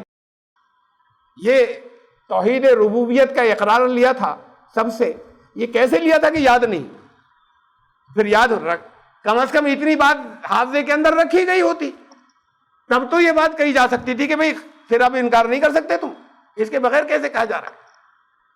یہ بھی زبان حال ہے, اس کے بغیر تو آپ یہ اسی شکل میں آپ مانتے رہیں تو یہ کوئی انصاف نہیں ہوگا. پھر یہ بھی سچویشن کو لینگویج دی گئی. پہلے لوگوں کی سمجھ میں یہ ایسے ہی آتا تھا, جیسے جیسے ہمارا کائنات کا علم بڑھتا چلا جا رہا ہے ویسے ویسے ہماری سمجھ میں چیزیں زیادہ آتی چلی جا رہی کہ کہا کیا تھا قرآن نے. انسان کے جسم کی جو سب سے چھوٹی اینٹ ہوتی ہے جسے آپ اسے جین کہتے ہیں, اس جینز میں بڑی کوالٹیز ہوتی ہیں, بڑی صفات ہوتی ہیں. جینز ہی ہوتی ہے جس کے اندر یہ چیز موجود ہوتی ہے کہ یہ آدمی امانت دار ہے. جینز ہی ہوتی ہے جس کے اندر یہ چیز ہوتی ہے کہ یہ آدمی بڑا قابل اعتماد ہے. جینز ہی ہوتی ہے وہ اسی کہ یہ آدمی بڑا جلد باز ہے. جینز ہی ہوتی ہے جس کے اندر یہ ریکارڈ ہوتا ہے, یہ جینیٹک ہوتا ہے. اگر ہے تو اس کو کنٹرول کرنا ہے, کوئی جلد باز ہے, کوئی ذرا محتاط ہے, یہ چیزیں. اور پھر جینز ہی ہوتی ہیں جس سے کچھ بیماریاں آگے جاتی ہیں. ایک باپ سے بیٹے کے اندر چلی گئی, یہ جینز ٹرانسفر ہو رہی ہیں. مختصر سا سمجھ لیجئے اسے, نام آج کل سب نے سنا ہوگا ڈی این اے کا. ایک بہت جیسے سیڑھی ایک رسی کی ہوتی ہے, شکل ایسی ہوتی ہے کہ رسی کی سیڑھی جیسے ہو, یہ ڈی این اے ہوتا ہے. انسان کے جسم میں اتنے ڈی این اے ہیں, یہ اتنا باریک ہوتا ہے, میں یہ بتا رہا ہوں کتنا باریک ہوتا ہے. انسان کے اس کے اندر انفارمیشن ہوتی ہے, ڈی این اے کے اندر ساری انفارمیشن, کیا کرنا ہے دماغ کو, کیا کرنا ہے, جو کچھ ہو رہا ہے وہ کہاں پر جائے گا آگے, یہ سب چیزیں اس میں ڈی این اے میں ہوتی ہیں, ریکارڈ میں. ایک انسان کے جسم میں اوسطاً اتنے ہوتے ہیں جو ہمیں نظر نہیں آتا آنکھ سے, کہ اگر ان سب کو جوڑ دیا جائے تو چاند تک کی دوری کا 1.5 لاکھ مرتبہ آنا جانا کر لیں گے. اتنے ایک انسان کے جسم میں ڈی این اے, یہ اتنی سیڑھیاں ہیں, وہ اتنا باریک ہے. اس ڈی این اے کا ایک حصہ ہے جس جگہ پر یہ بہت زیادہ کمپیکٹ ہو جاتا ہے, اس کو پھر پیک کیا گیا نا, جب اتنا لمبا, اس کی لینتھ اتنی زیادہ ہے لمبائی, تو اسے اتنا کہیں پیک کیا گیا, تو جگہ جگہ بہت زیادہ پیک کیا گیا, جہاں وہ پروٹین کے ساتھ مل جاتا ہے اور بہت پیکنگ ہو جاتی ہے اس کی, اس کا نام ہوتا ہے کروموزوم. انسان کے اندر ٹوٹل 46 کروموزوم ہیں, 23 جوڑے 46 کروموزوم ہیں. ان سے اس کا سیکس طے ہوتا ہے, اس میں سے ایک کروموزوم ایسا ہے جو یہ طے کرتا ہے یہ اس کے آگے, یہ آگے اگر یہ کروموزوم باپ سے ماں کے اندر گیا تو لڑکا پیدا ہوگا یا لڑکی پیدا ہوگی. یہ کروموزوم ان میں انفارمیشن ہوتی ہے, اور ہر کروموزوم کے اندر بہت سی جینز ہوتی ہیں. تو یہ جینز کی بات کی ہے یہاں پر کہ انسان کے اندر زبان حال ہے, انسان میں ہم نے وہ جین رکھ دی کہ نسل کیسے آگے, کون لڑکے ہوں گے, آگے نسل کیسے چلے گی, لڑکیاں ہوں گی, یہ قیامت تک کی کا ریکارڈ موجود ہے. حضرت آدم کے اندر جو ان کا کروموزوم تھا اس کے اندر ریکارڈ میں جینز میں موجود ہے. اور اس جین کے اندر جیسے یہ کوالٹیز ہوتی ہے کہ جلد باز ہوگا یا غصے ناک ہوگا یا نہیں ہوگا, یہ جینز کے اندر ہوتی ہے کوالٹی. تو اس جین کے اندر اللہ نے توحید ربوبیت رکھ دی تھی, یہ آپ کے ہر انسان کے اندر رکھی ہوئی ہے. اب انکار نہیں کر سکتا کہ ہم سے نہیں کہا گیا تھا, اس کا ثبوت ہے. جو لوگ دعوت کے میدان میں جاتے ہیں ثبوت ان سے لے لیجئے. قرآن نے تو کہا یہ بار بار, وَلَئِن سَأَلْتَهُم مَّنْ خَلَقَ السَّمَاوَاتِ وَالْأَرْضَ وَسَخَّرَ الشَّمْسَ وَالْقَمَرَ لَيَقُولُنَّ اللَّهُ. اگر تم ان سے پوچھو یہ زمین اور آسمان کس نے پیدا کیے اور سورج اور چاند کس نے بنائے, مسخر کر رکھے جو اپنے وقت کے اوپر نکلتے ہیں, یہ لوگ لازماً کہیں گے کہ اللہ نے کیے. اللہ کو اپنی زبان میں کہیں ایشور نے کیے. قرآن کہہ رہا ہے کہ کہیں گے, یہی کہیں گے. یہاں بہت سے لوگ ہیں جو لگاتار دعوت کا کام کرنے کے لیے جاتے ہیں, بتائیے یہی کہتے ہیں یا نہیں کہتے. آپ سوال چاہے جتنا کیجئے, توحید کا ہر ایک اقرار کرتا ہے, رسالت کو نہیں مانیں گے, آخرت والی بات کو نہیں مانیں گے, توحید پر عمل نہیں کریں گے, سر سب ہلائیں گے. ٹھیک کہہ رہے ہیں. ارے ان کے دیوی دیوتاؤں کو غلط کہتے ہیں, ان کے آپ لوگ مندروں پہ کھڑے ہو کے بات کرتے ہیں, آپ کہتے ہیں کہ یہ رام چندر جی اور شری کرشن جو ہیں یہ خدا نہیں ہو سکتے, انسانی شکل میں نہیں آتا, یہ کھڑے ہو کے ان کے مندروں پہ آپ بات کرتے ہیں, آپ کہتے ہیں یہ مورتی کے شکل میں خدا نہیں ہو سکتا, وہ صرف ایک ہے, یہ بہت سے دیوی دیوتا غلط ہے, اور وہ سر ہلاتے ہیں, پجاری سر ہلاتے ہیں نہیں ہلاتے کہ صحیح کہہ رہے ہیں آپ. عمل نہ کریں لیکن وہ اقرار کرتے ہیں, انسان کے اندر موجود ہے. اگر موجود نہیں ہوتا تو اقرار نہیں کرتے. رسالت کو نہیں مانیں گے, آخرت کو نہیں مانیں گے, یہ ان کے اندر رکھا ہے اللہ نے, اس لیے مانتے ہیں. سب سے آسان دنیا میں توحید سمجھانا ہے, اس لیے کہ انسان کے اندر ہے. عمل نہ کرے اقرار کر لیتا ہے کہ ٹھیک کہہ رہے ہیں, آپ ہی کی بات ٹھیک ہے, یہ اندر رکھا ہے انسان کے, یہ جین ہے اس کی. توحید ربوبیت کی جین انسان کے اندر رکھی ہے. یہ جین ہے جو انسان کی کوالٹیز طے کرتی ہے. انسان کے بیسک ٹریٹس کہتے ہیں کہ اس کے اپنی جو بنیادی صفات ہیں یہ جینز کے اندر ہوتی ہیں. یہ ان بیسک ٹریٹس میں سے خدا کو ماننا کہ ہمارا رب ایک ہے, ہمارا پالنہار ایک ہے, یہ بیسک انسان کے بیسک ٹریٹس میں سے اللہ نے رکھ کر بھیجا ہے. اس کو بہت سی روایات کے اندر مختلف روایات ہیں کہ مثلا اگر آپ ان میں کثیر دیکھیں سورہ اعراف کی اس آیت کے ذیل میں آپ کو بہت سی روایات وہاں پہ ملیں گی, جس میں کہیں پر ہے کہ چونٹیوں کی شکل میں نکالا, کہیں ہے ذرات کی شکل میں نکالا ان کو آدم اور ان کی پیٹھوں میں سے اور ان کی نسل کی پیٹھوں میں سے اسی ترتیب سے, اور پھر ان سے کہا کہ الستو بربکم, کیا میں ہی تمہارا رب نہیں؟ انہوں نے کہا کیوں نہیں, آپ ہی ہمارے رب ہیں, اور پھر واپس رکھ دیا. یہ قرآن میں نہیں ہے کہ واپس رکھ دیا, لیکن یہ کہ یہ ہماری اس کی تشریحی یا تفسیری روایات میں ہے یہ موجود. یہ ذروں کی شکل میں نکالا, چیونٹیوں کی شکل میں نکالا, یہ پرانے لوگوں کو سمجھانے کی زبان تھی. یہ ذرات ہیں اور وہ زندہ ذرات ہیں جینز, کہیں چیونٹیاں کہا کہیں ذرے کہا اسے, کہ یہ جین تھی ذروں کی. یہ اسی ترتیب کے ساتھ میں وہ جو کروموزوم ہے جس سے سیکس طے ہوتا ہے کہ لڑکی پیدا ہوگی ہے لڑکی, تو آئندہ آنے والی ساری نسل اسی وقت طے کر دی گئی تھی جو حضرت آدم کے اندر جو ان کا کروموزوم تھا کہ اب نسل کون کون سی ہوگی, اور اس میں جو جین تھی اس کے اندر یہ چیز رکھ دی گئی تھی کہ جو بھی دنیا میں پیدا ہوگا وہ اس بات کو اپنے سب کانشیس مائنڈ میں, اپنے تحت و شعور کے اندر لے کر پیدا ہوگا کہ ہمارا رب ایک ہے, چاہے یہاں پر پوجائیں 10 کی کرتا ہو. یہ بھی زبان حال ہے. یہ کہ نکالنا پھر واپس رکھنا, اقرار لینا, یہ اقرار اندر رکھ دیا گیا تھا جینس کی شکل میں ان کے حضرت آدم کے اندر. ساری نسل جس سے وہیں سے آج کے دور میں ہم جینیٹک سائنس کے اندر کئی نسلوں تک کی اگر ترتیب کو جان سکتے ہیں کہ آگے اگر مرد اور عورت کے ذریعے آگے جو بچہ پیدا ہوگا ماں پر جائے گا یا باپ پر جائے گا, یا اس باپ پر بھی نہیں گیا ماں پہ بھی نہیں گیا دادا پہ جائے گا یا اس پر جائے گا, جین کیسے ٹرانسفر ہوتی ہے, کتنے دنوں بعد اگلی نسلوں میں جاتی ہے, ایک پوری جینیٹک سائنس ہے جس کو جانتے چلے جا رہے ہیں.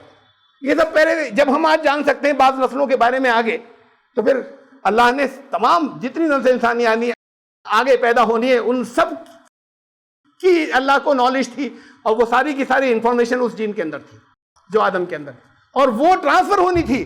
جیسے یہ جینیٹک یہ چیزیں ہیں جو ٹرانسفر ہوتی ہیں کیسے ہوتی ہیں. میرا سر یہاں سے بال اڑے ہوئے ہیں, میرے والد کے بھی یہاں سے اڑے ہوئے تھے, دادا کے بھی یہیں سے اڑے ہوئے تھے.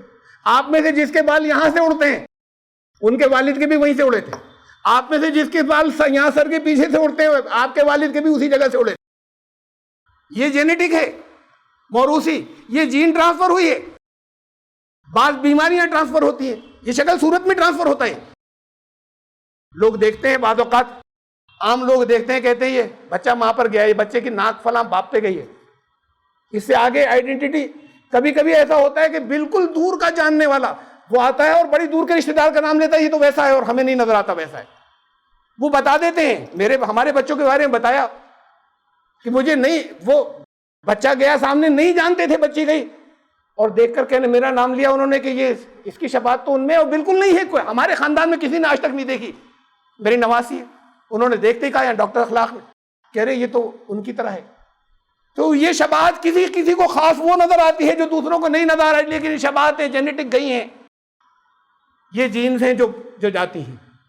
تو یہ ظاہری شکل میں بھی جاتی ہیں, اور بہت سے کردار کی چیزیں بھی جو ہیں وہ جینز کے ذریعے پہنچتی ہیں. بیسک ٹریٹس کہتے ہیں انہیں, بنیادی صفات. ان بنیادی صفات کے اندر توحید کا اقرار, یہ بنیادی صفات میں سے ایسی جین ہے جسے اللہ نے کہا کہ ہم نے آدم میں ان کی ساری نسلوں کے لیے رکھ دی تھی. یہ زبان حال ہے جس کو اس زبان کے اندر کہا ہے کہ ہم نے کہا تھا بتاؤ رب ہے, سب نے کہا تھا ہاں آپ ہمارے رب. یہ زبان سے نہیں کہا جا رہا, یہ جین اس کے اندر رکھی گئی. یہ ہے ذروں کی طرح اور یہ ہے چیونٹیوں کی طرح, جسے اس دور کے لوگوں کو سمجھانے کے لیے حدیث میں یا رسول اللہ صلی اللہ علیہ وسلم نے ان الفاظ میں کہا تھا ذرے اور چیونٹیاں. تو پھر یہ توحید کا اقرار جو ہے وہ رکھا گیا تھا ان کے اندر. یہ تھا عہد, یہ عہد اللہ سے کیا ہوا عہد, سب لے کر پیدا ہو رہے ہیں, لے کر پیدا ہوتے رہیں گے. اور اس عہد کی جو خلاف ورزی کرے گا اس کا سوال کیا جائے گا. اب اللہ کے عہد کی بات آ رہی ہے, قوموں کے عہد کی بات ختم ہو گئی. الم اعہد الیکم یا بنی آدم اللہ تعبدوا الشیطان, ہم نے کیا بنی آدم تم سے یہ عہد نہیں کر لیا تھا کہ تم شیطان کے بندے نہیں بنو گے؟ کب کیا تھا؟ حضرت آدم سے تو کیا تھا. وہاں ہم کہہ سکتے ہیں کہ ان سے کہا تھا, بتا دیا تھا کہ شیطان تمہارا دشمن ہے, انہ لکم عدو مبین. یہ سب سے کب کیا تھا؟ یہ وہی ہے جی, اسی کا تذکرہ ہے کہ سب میں حضرت آدم سے وہ عہد ٹرانسفر ہوا ہے. جہاں انسان فطری طور پر جانتا ہے کہ یہ نہیں کرنا ہے, وہ یہ شیطانی کام ہے اور شیطان ہمیں غلط راستے پہ لے جائے گا. کہیں کوئی اس کو شیطان کے نام سے کہیں جانتا ہے, اور کہیں کوئی اسے کہتا ہے یہ اندر کی وہ صفات جو انسان کو بھڑکاتی ہیں, کہیں کوئی اس کو یہ نام دے دیتا ہے بعض جگہ. لیکن یہ جانتا ہے کہ ہمارے اندر ہی وہ بھڑکانے والی چیزیں ہیں, اور یا ان کو شیطان تحریک دیتا ہے, یہ بات ہم کہتے ہیں. تو یہ ساری بنی آدم سے جو عہد لیا تھا, یہ بھی عہد وہی ہے. کہا اس عہد کا خیال رکھنا. وَلَقَدْ عَهِدْنَا إِلَىٰ آدَمَ, اب یہ بات آدم سے لیا تھا عہد اس سے پہلے. فَنَسِيَ, یہ ایک چیز رکھی ہے اس کے اندر عہد کو بھول جانے والی, اور اس کو کنٹرول کرنا ہے کہ نہیں بھولو گے. یہ بہت سی کمزوریاں انسان میں رکھی ہیں. لَقَدْ خَلَقْنَا الْإِنسَانَ فِي أَحْسَنِ تَقْوِيمٍ, بہترین ساخت پر پیدا کیا, سب سے اونچا. ثُمَّ رَدَدْنَاهُ أَسْفَلَ سَافِلِينَ, بدتر, شیطان سے بھی نیچے کے. یعنی یہ دونوں چیزیں رکھ دی. بے پناہ پوٹینشیلٹیز, ناقابل یقین صلاحیتیں وہ بھی رکھ دی. اونچا اٹھنے کی صلاحیتیں رکھ دی, اتنا اونچا کہ وہ فرشتوں سے اوپر اٹھ جائے, اور اتنا نیچے گرے کہ شیطان سے نیچے گر جائے. یہ دونوں چیزیں رکھ دی. اب یہ دونوں انسان کے اندر موجود ہیں. ہاں, اس میں وہ انسان ہو سکتے ہیں جو فرشتوں سے بھی اوپر ہو, جو سب سے اوپر ہو ساری مخلوقات. اس نسل انسانی وہ انسان ہو سکتے ہیں جو شیطان سے بھی نیچے ہو. ساری مخلوق اشرف نہیں ہو. اشرف المخلوقات بحیثیت مجموعی نوع انسان یہ اشرف المخلوقات ہے, یہ نہیں کہا. ان میں وہ لوگ ہو سکتے ہیں جو سب سے اوپر نکل جائیں, جو فرشتوں سے اوپر نکل جائیں. ان میں وہ ہو سکتے ہیں جو بہت نیچے گر جائیں. کہا کہ آدم کے اندر ہم نے یہ رکھا تھا. اب یہ آپ کو کنٹرول کرنا ہے. وہی نے کہا کہ اس عہد کو بھولنا نہیں ہے, اللہ کے عہد کو نہیں بھولنا ہے, یہاں کے لوگوں کے عہد کو بھی نہیں بھولنا ہے, اور اللہ کے عہد کو. وما وجدنا لأکثرهم من عہد, الگ الگ مختلف جگہوں سے میں دے رہا ہوں. زیادہ تر اکثر لوگ عہد کو بھول جاتے ہیں. ہم نے یہ پایا زیادہ تر لوگ عہد کی پابندی نہیں کر پاتے, اس عہد کو اللہ والے بھول جاتے ہیں. وَإِن وَجَدْنَا أَكْثَرَهُمْ لَفَاسِقِينَ, یہ وہ ہیں جو حدیں توڑ کر نکل جاتے ہیں, نافرمان ہو جاتے ہیں.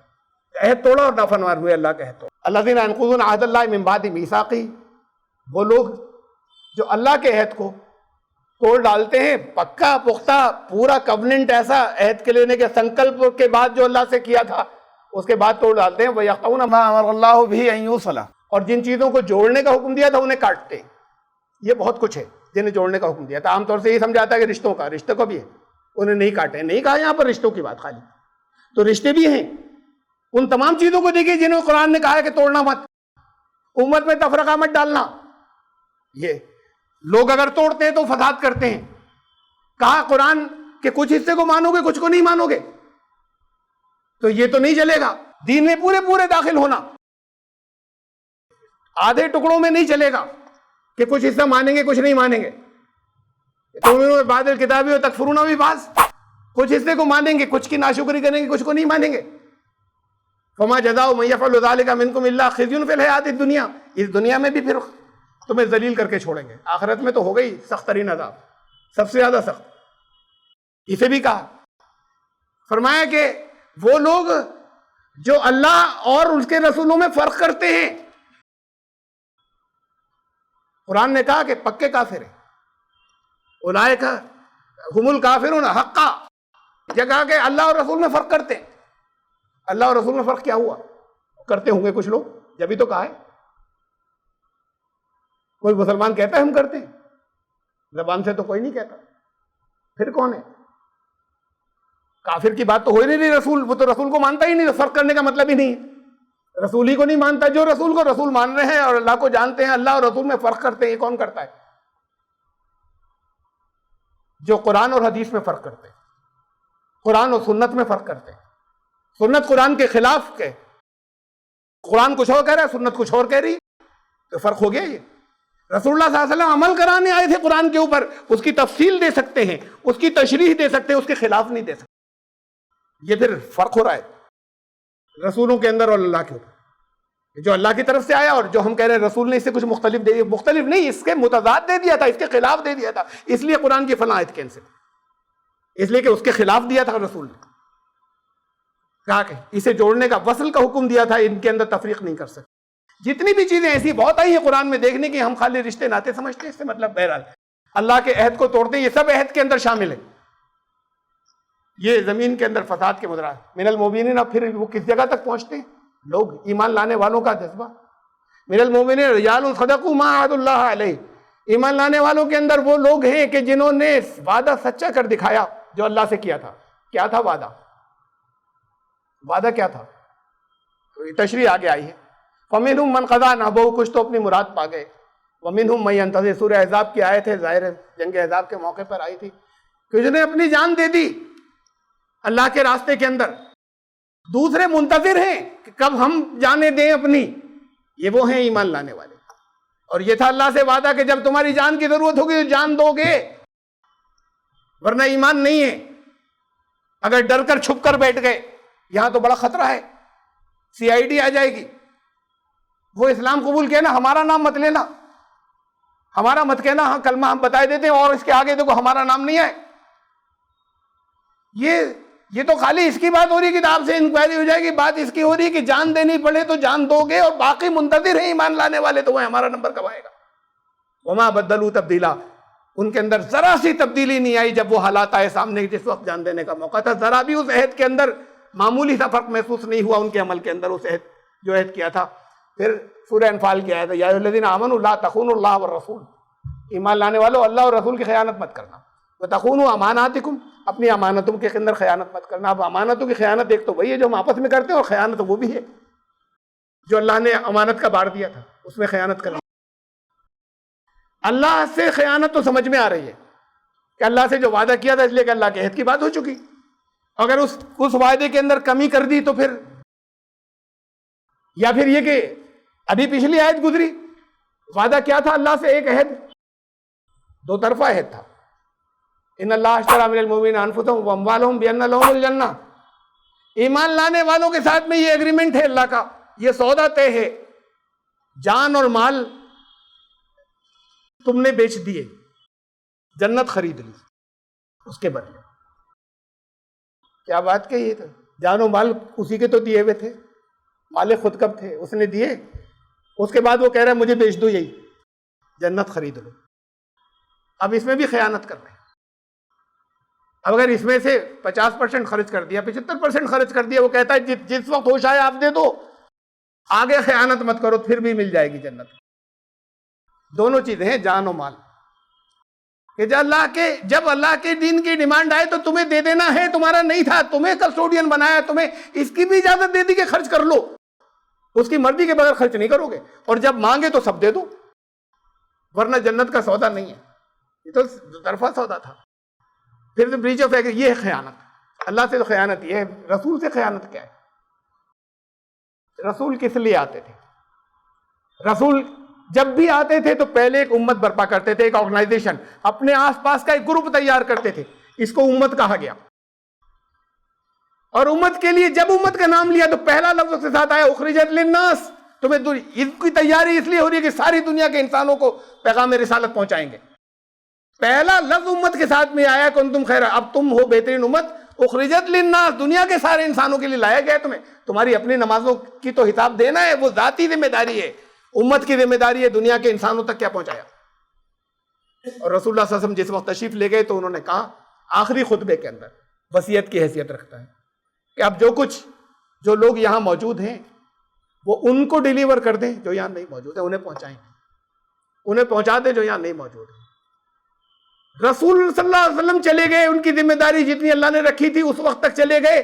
کار رسالت باقی ہے، اس لیے کہ اب کوئی نیا رسول نہیں آئے گا. یہ کار رسالت یہ تفویض ہوتا چلا گیا امت کو. یہ ہے خیانت رسول سے. خیانت اللہ سے وہ تھی اور یہ خیانت رسول سے یہ ہے کہ رسول نے ایک امت برپا کی تھی. اب اس امت کا کام اگر نہیں ہو رہا تو پھر رسول سے خیانت. وَتَخُونُوا أَمَانَاتِكُمْ، جانتے بوجھتے کرتے ہو اپنی ان امانتوں کے اندر خیانت. اور پھر یہ آخری بات ہے اس سلسلے کی کہ اطاعت امام کی یا امیر کی. اس وقت رسول کی بات کہی گئی تھی جب یہ آیات نازل ہوئی تھی. ان الذین یبایعونک، یہ جگہ جگہ ہم ترجمے میں بریکٹ لگا لیتے ہیں نبی، اور فلاں موقع پہ اور فلاں واقع یقیناً تھی، فلاں موقع بھی تھا، فلاں واقعہ بھی تھا. قرآن قیامت تک کے لیے ہے. جب یہاں پر نہیں کہا گیا ہے رسول، تو یہ خطاب قرآن پڑھنے والے سے ہے. اس وقت جو قرآن کی تلاوت کر رہے تھے اس وقت یہ خطاب ان سے تھا. اس وقت آپ کے دور کے لحاظ سے اگر تم نے اپنے امام سے اور اپنے امیر سے ان الذین، تم نے اگر بیعت کی تو وہ تم نے اللہ سے بیعت کی، اور ید اللہ فوق ایدیہم، پھر اللہ کی تائید ان کے ساتھ ہو. فمن نکث فانما ینکث علی نفسہ، اور جو اس عہد کو توڑے گا اس کا وبال اسی کے اوپر ہوگا. ومن اوفی، جس نے پابندی کی، وفا کیا، بما عہد علیہ اللہ، جو اللہ سے عہد کیا تھا اس کو، جو عہد کو پورا کرے گا، فسیؤتیہ اجرا عظیما، تو اس کو اجر عظیم اللہ عطا فرمائے گا. یہ یہاں تک اتنا حصہ تھا اس آیت کے ذیل میں جو میں نے کہا تھا کہ والذین ہم لاماناتہم وعہدہم راعون. آپ کے اپنے اپنے عہد جو آپس میں کیے ہیں، وہ جو کچھ آپ نے تنہائی میں اللہ سے وعدے کیے ہیں، وہ جو اللہ نے آپ کے اندر رکھ کر بھیجا تھا وعدہ، یہ سارے عہد، وہ جو قوموں سے، جو کہیں گروپوں سے معاہدے کیے، وہ سارے، یہ وہ لوگ ہیں جو فلاح پائیں گے. یہ وہ ہیں جو اس پر عمل کریں گے، تب وہ آگے ان کو کامیابیاں ملیں گی. یہ کامیابیاں جو جتنی بھی ملنی ہے وہ محنت کے نتیجے میں ملنی ہے، اور یہ ہے وہ محنت جو چیزیں یہاں پر گنائی گئی ہیں. اور پھر بس تیزی کے ساتھ میں صرف ترجمہ، اس کی تشریح کی ضرورت نہیں ہے. یہ آخر کی دو آیات. اور وہ لوگ والذین هم علی صلواتہم یحافظون، اب آئی نمازوں کی بات. اس سے پہلے جو تھی وہ نماز کے نظام کی بات تھی، اور میں نے اس کے ثبوت دیے تھے، وہ پہلے دیے تھے، آج نہیں دیے. اب نماز کی بات آئی کہ وہ جو اپنی نماز کی حفاظت کیا ہے؟ سب سے پہلی حفاظت یہ کہ وقت، یعنی ادا ہوگی تو حفاظت ہے، وقت پر ہوگی. اپنی نمازوں کی حفاظت کرتے ہیں. حفاظت کیا ہے؟ حفاظت ایک تو یہی ہے کہ چھوڑیں گے نہیں، وقت پر پڑھیں گے، یہ حفاظت کے اندر شامل ہے، وقت پر ہوگی. ان الصلاۃ کانت علی المؤمنین کتابا موقوتا، نماز پابندی ہے، وقت کے ساتھ میں فرض کی گئی ہے. کتنی پابندی کے ساتھ میں؟ اتنی پابندی کے ساتھ میں کہ اگر میدان جنگ ہے، اگر میدان جنگ ہے، جان کا جب خوف ہو تب تو اجازت ہو جاتی ہے نا، گناہ نہیں ہوگا. کچھ بھی کر دیں، کوئی بھی ہم ایسا کام کر لیں جس کی اجازت نہیں ہے، وہ کر لیں تو گناہ نہیں ہوگا جہاں جان کا خوف ہو. اور جان کا خوف اگر اللہ، وہ موقع جہاں جان جانے کا مسئلہ ہو اللہ کے راستے میں، نماز بھی اللہ کے راستے میں، جو میدان جہاد میں، وہ جہاد جو جس کے اندر لڑائی پیش آ جاتی ہے، اگر وہ موقع ہو تب تو چھوڑ ہی سکتے ہیں نا. قرآن کہتا ہے نہیں چھوڑ سکتے وقت پر، تب بھی نہیں چھوڑ سکتے، وقت پر پڑھیں گے. تب قصر بھی نہیں ہوگی، قصر کی بھی قصر ہو جائے گی. 2 رکعتیں پڑھی جائیں گی. سورہ نساء کے اندر آیت نمبر 101، 102، 100 سے 103 تک پروسیجر بتایا. 2 رکعتیں بھی ایسے ہوں گی کہ آدھے لوگ تو 1 رکعت پڑھیں گے اور باقی ہتھیار لے کے پیچھے کھڑے ہوں گے، اور پھر یہ چلے جائیں گے آگے، وہ پیچھے آ جائیں گے، اور وہ دوسری رکعت پوری کریں گے. پھر ایسے ہوگی. یہ وہ موقع تھا، اجازت دی جاتی کہ بات کو قضا کر لینا، جسے آپ لوگ قضا کہتے ہیں. یہ تھا وہ موقع کہ اگر قضا کی اجازت ہوتی تو یہاں ہوتی، یہاں بھی نہیں. یہ قضا کیسے کرتے؟ عورتوں کی ناپاکی کے دنوں میں جو نمازیں نہیں ہوئی وہ نہیں پڑھنی ہے، اس لیے کہ گئیں، روزے رکھ لیں. حالانکہ نماز پڑھنا زیادہ آسان تھا، جتنے روزے چھوٹے وہ ذرا تھا، اس کے مقابلے میں زیادہ دقت کی بات تھی. روزے رکھنے ہیں. روزوں کے بارے میں کہا کہ اگر تب نہیں کر سکو کسی وجہ سے، اگر فمن کان منکم مریضا او علی سفر فعدۃ من ایام اخر، مریض ہو، مسافر ہو، گنتی بات کو پوری کر لینا. قرآن اس نماز کے لیے نہیں کہا بات کو کر لینا، تبھی کرنی تھی. قضا نہیں ہوئی. قضا کسے کہتے ہیں؟ بات کو ہم ادھار دے رہے ہیں، احسان کر دیا، پورا کر دیا. ایک موقع بتائیے، اور پھر میں حدیثوں کی بات کر رہا ہوں، ایک بھی حدیث نہیں ہے فرض نمازوں کے لیے. باقی نمازوں کے لیے ہیں، نوافل کے لیے یا سنتوں کے لیے. فرض نمازوں کے لیے ایک بھی حدیث، صرف ایک حدیث ہے جس کے اندر یہ کہا ہے کہ اگر سوتا رہ جائے یا بھول جائے تو جیسے ہی اٹھے یا جیسے ہی یاد آئے پڑھ لے. سوتا رہ جائے گا یہ مطلب نہیں سوتا رہتا ہے، وہ تو گناہ گار ہے. لیکن انسان ہے، کبھی ہو ہی سکتا ہے چاہے جتنا پابند ہو کہ آنکھ نہیں کھلی، فوراً پڑھ لے جب آنکھ کھلے، یا بھول گیا. بھولتا رہتا ہے تو گناہ گار ہے.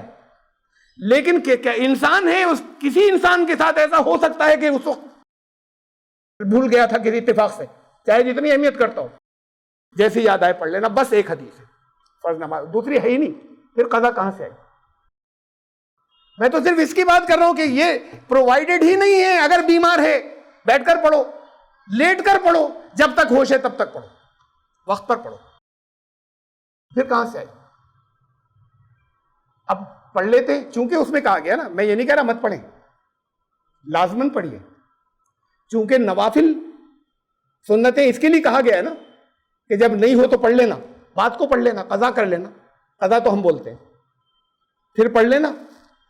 جب اس کے لیے کہا گیا, اس پر قیاس کر کے ہم کہتے ہیں پڑھنا تو چاہیے.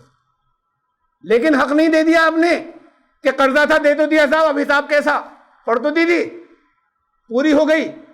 ارے پرووائڈڈ ہی نہیں تھی, کہا ہی نہیں گیا تھا یہ تو گناہ ہو چکا. کہیں پرووائڈ نہ نبی نے کہا تھا, قرآن نے کہا, بلکہ اس کے خلاف کہا جو کچھ کہا. ایسی بھی وَإِنْ خِفْتُمْ, خوف کا ماحول ہے, فَرِجَالًا وَرُكْبَانًا, پیدل چلتے ہوئے پڑھنا. کیسے پڑھیں گے پیدل چلتے ہوئے؟ ایسا بھی ہو سکتا ہے کہ اتنی دیر رکنے کا بھی نہیں کہ رکو سجدے کر لیں. کیسے کریں گے؟ اپنی سمجھتے کریں گے, جو کچھ بھی کر لیں اشارے. وَرُكْبَانًا, سواری چاہے بیٹھے ہو چاہے سواری چلا رہے ہو, اگر خوف کا ماحول ہے تو اس وقت ایسے کرنا. فَإِذَا أَمِنْتُمْ, اور جب وہ نارمل حالات آ جائیں, وہ ہٹ جائیں, پھر ایسے کرنا جیسے سکھائی گئی. یعنی اس میں وہ بھی ختم کر دیا, سکھائی. یہاں پہ کوئی پروسیجر نہیں ہے, جس کی جیسی گنجائش ہو رہی کی الگ ہوگی, لیکن وقت پر, پیدل چلتے ہوئے وقت پر, اور گاڑی چلاتے وقت پر. پھر کہاں اجازت مل رہی ہے بات کی, کہاں سے آ رہی ہے؟ اس کے خلاف ہے سب کچھ رکھا ہوا ہے یہاں, اور حدیث میں بھی نہیں ہے بھائی. اس پر قیاس کر کے لیا ہے تو پڑھنی لازمن چاہیے. میں یہ نہیں کہہ رہا نہ پڑھیں, لازمن پڑھیے, لیکن حق ادا نہیں کر دیا, قرضہ نہیں اتارا ہے. روزے رکھ لیے تو کر دیا, کہ آپ نے فرمایا تھا بات کو رکھ لینا, یہ تو کہا تھا وقت پر ہوگی.